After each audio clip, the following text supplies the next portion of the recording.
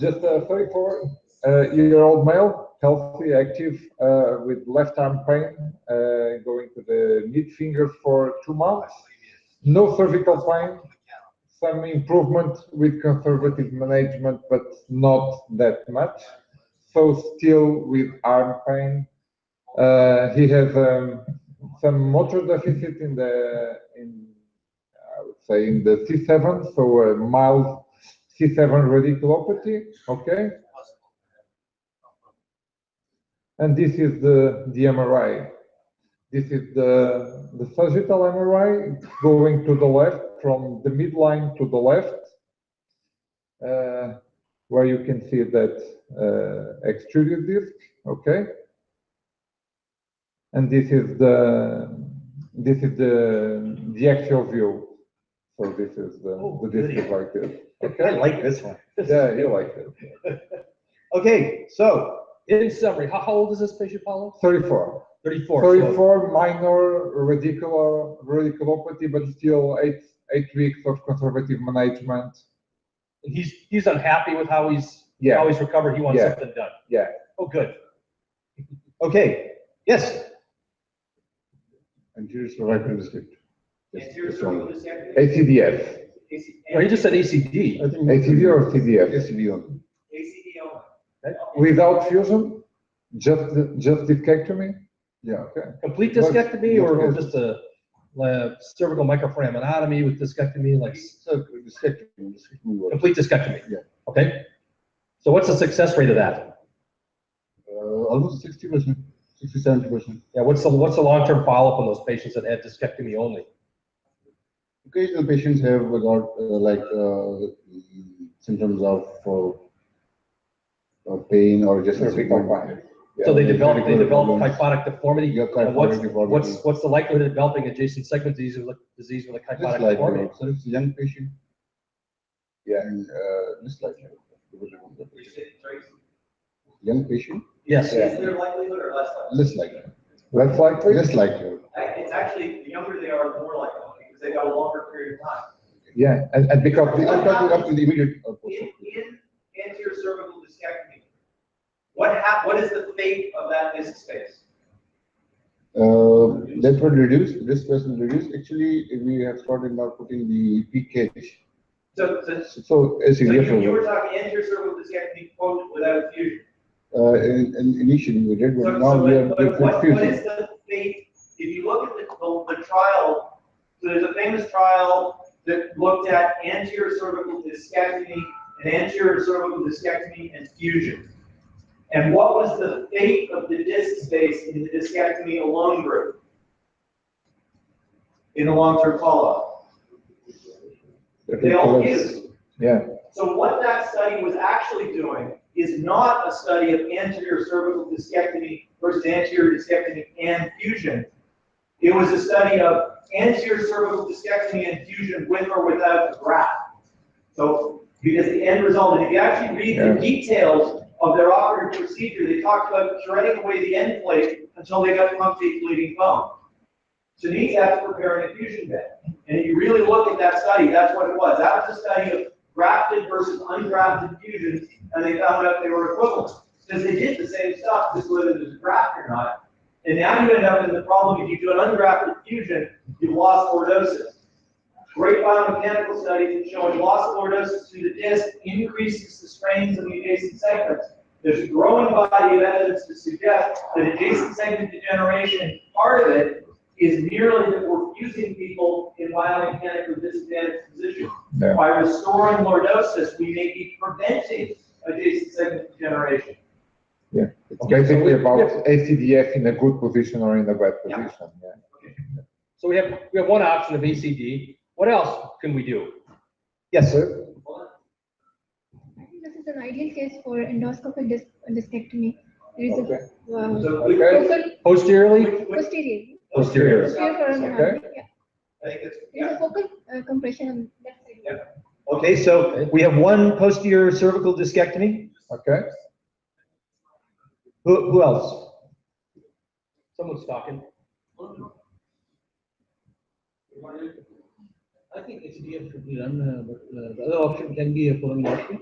Posterior, anterior. Anterior cervical foraminotomy is also, I think, an option. Yeah. Okay. And what about disc replacement? Arthroplasty? 34. 34. It's a great case of this. Yeah. Yeah. So disc replacement would also be an option. But I'm an arthroplasty guy, so. Yanis? Epidurostomy. Flexion extension.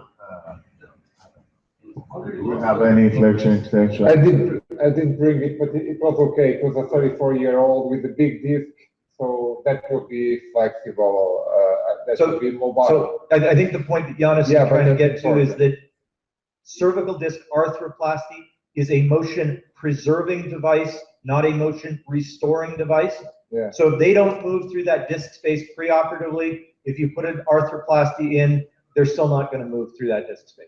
It's also not a device that restores a position. Yes. If they're kyphotic, you won't do the arthroplasty because when you do the arthroplasty, they just end up kyphotic. Yeah. Also that.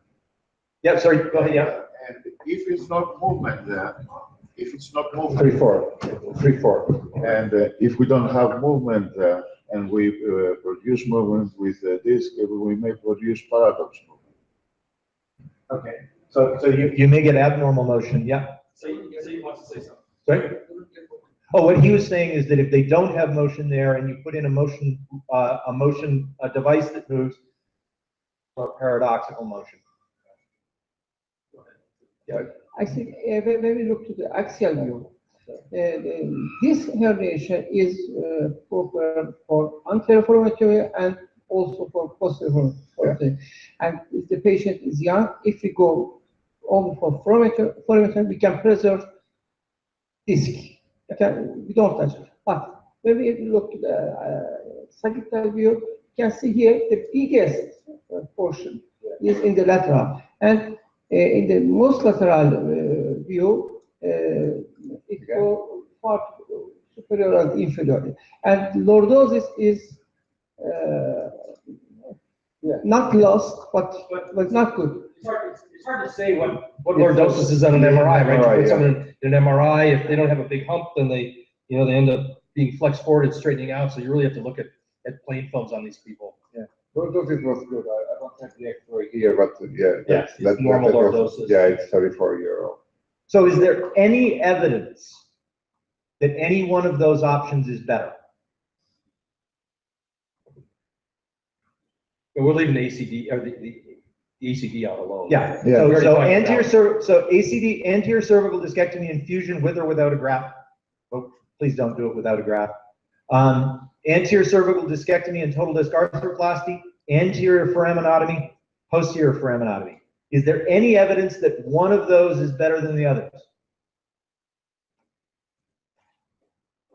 How about we break it down? How about we won't talk about ACDF versus arthroplasty Because we know that you're biased and you. I have to be biased. I have class 1 evidence. No, Let's not go there. I have to channel Ed occasionally.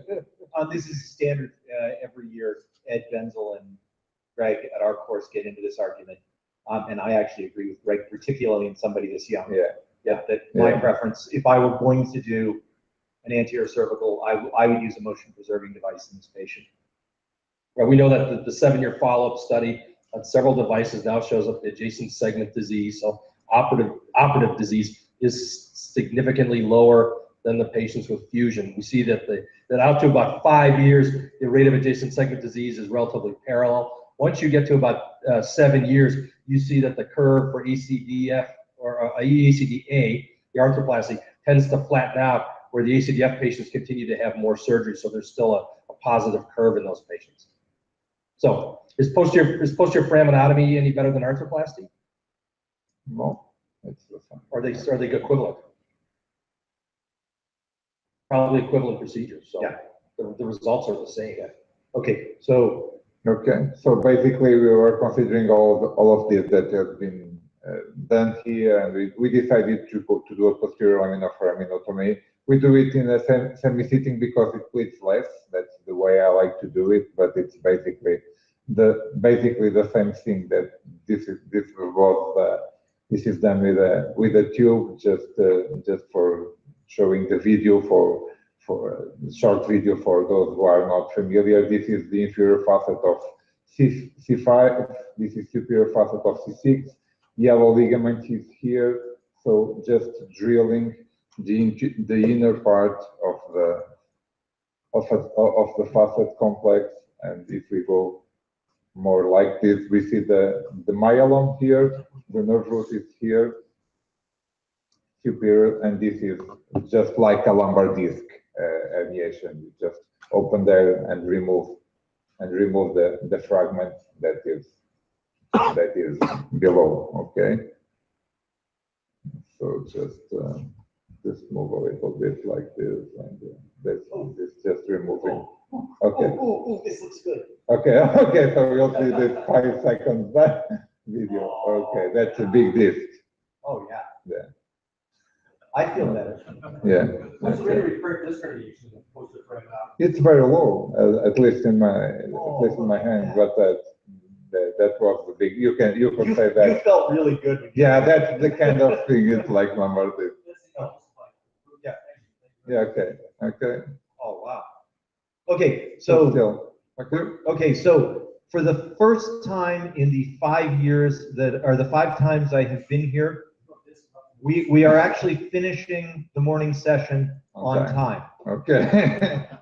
Congratulations to the speakers and the audience. This is a record. So we have coffee break now. Plan on coming back for 11 o'clock to move on, and we can do a lot more discussion during the coffee break. There's 2 more discs, huh? 2 more discs coming out. Yeah. It's like that. Yeah. Okay. Thank you. I just finishing that. Okay. You sure it isn't growing? Yeah. Yeah. Yeah. Beautiful. Okay. Thank you.